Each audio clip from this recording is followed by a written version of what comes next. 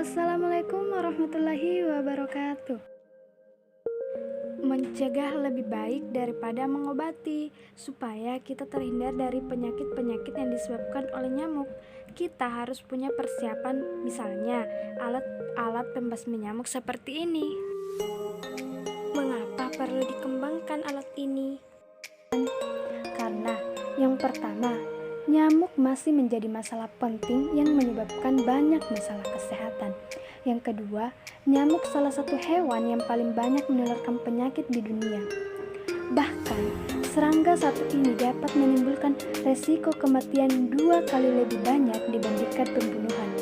Oleh karena itu, masalah ini harus membuat kita waspada dan mulai menekan pembasmian nyamuk di lingkungan sehari-hari. Yang ketiga, nyamuk bukan hanya mengganggu, tapi juga menjadi ancaman bagi kesehatan manusia. Yang keempat, banyak obat dan alat-alat yang tercipta untuk pembasmian nyamuk, tapi berdampak kurang baik bagi kesehatan manusia.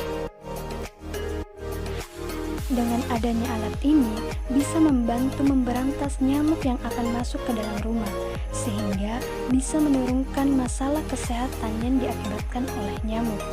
Dan juga bisa membuat orang-orang yang ada di dalam rumah dapat istirahat dengan nyaman karena tidak adanya gangguan oleh nyamuk.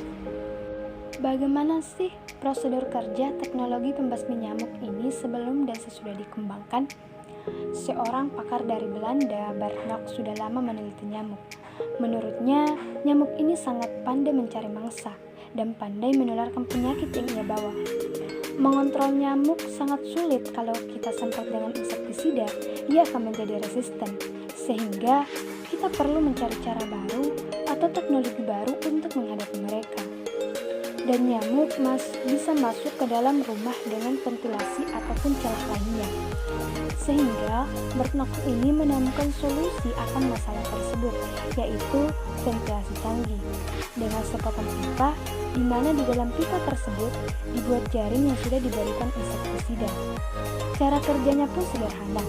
Ketika nyamuk mencium darah manusia, dia akan mendarat di jaring dan terkena insektisida, lalu mereka mati. Namun, ternyata insektisida kurang baik untuk kesehatan manusia. Ketika insektisida tertelan, terhirup, atau bahkan terserap ke dalam kulit dalam jumlah yang banyak, akan mengakibatkan keracunan insektisida dan harus segera mendapat penanganan medis. Oleh karena itu, teknologi ini perlu untuk dikembangkan agar tetap bisa digunakan juga aman bagi manusia. Perlu kita ketahui bahwa dalam satu rumah tidak hanya memiliki satu ventilasi saja, tapi banyak, dan juga dalam satu rumah tidak memiliki satu celah saja, tapi juga memiliki banyak celah. Nah, ketika kita memberikan celah ini semua inovasi yang sama, itu akan membutuhkan biaya yang cukup besar. Oleh karena itu, bagaimana cara kita agar nyamuk-nyamuk ini bisa fokus untuk masuk ke dalam rumah hanya satu ventilasi saja atau satu celah saja? Dan solusinya adalah dengan menggunakan gelombang audiosonik untuk memancing datangnya nyamuk betina. Ketika nyamuk-nyamuk ini mendekat, rangkaian kawat penyengat listrik pun siap menyambut dengan membasmi nyamuk-nyamuk tersebut. Suara gelombang audiosonik ini dibuat mirip nyamuk jantan atau suara nyamuk jantan untuk memancing datangnya nyamuk betina.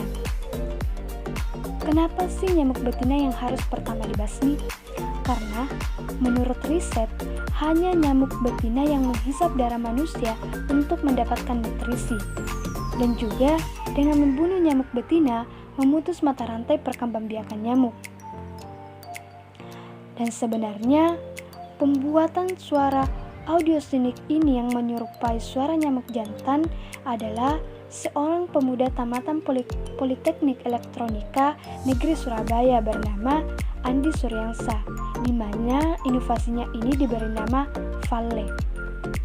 Lalu, bagaimana prosedur kerja teknologi ini yang sudah dikembangkan? Teknologi yang dikembangkan ini yaitu tidak lagi menggunakan jaring yang diberikan insektisida, tetapi sepotong pipa di dalamnya akan dipasang kawat kejut listrik dan juga suara audiosonik untuk memancing datangnya nyamuk.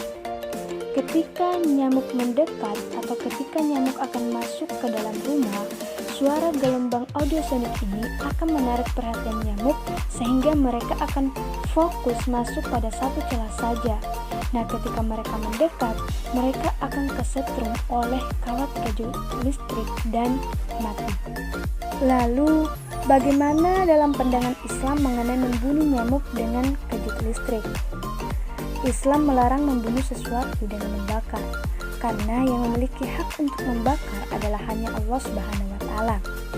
Dikeluarkan oleh Al-Bazzar dalam musnadnya dari Utsman bin Hibban berkata, ketika itu aku di tempat Ummu Darda radhiyallahu anhu. Lalu aku mengambil seekor kutu, lalu aku melemparkannya ke dalam api. Maka beliau berkata, aku mendengar Abu Darda berkata, Rasulullah SAW bersabda, tidak boleh menyiksa dengan api kecuali rapnya api. Syekh Rahimullah menjawab, hewan-hewan semacam itu jika mengganggu boleh untuk dibunuh, asalkan tidak dimusnahkan dengan api.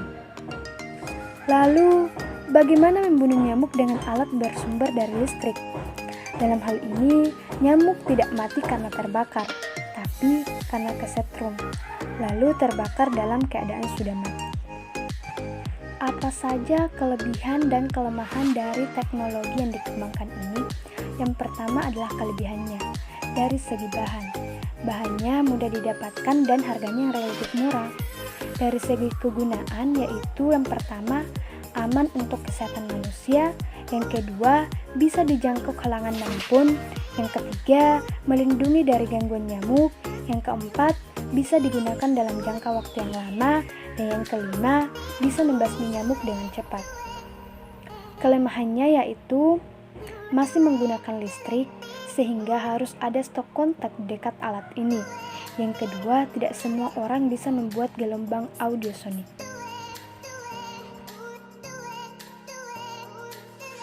Wassalamualaikum warahmatullahi wabarakatuh.